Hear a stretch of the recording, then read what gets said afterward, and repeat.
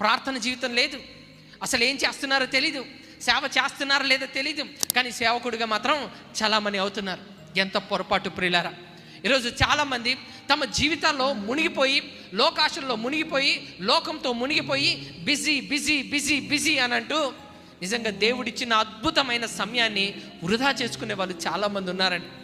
ఈరోజు తేరగా హాయిగా ప్రశాంతంగా నిద్రపోతూ, ఏమండి ఉదయం 10 అయినా 11 అయినా 12 అయినా లేవలేని పరిస్థితి అండి. ఈరోజు యోబు గారిని చూసి మనం బుద్ధి తెచ్చుకోవాలి ప్రియులారా.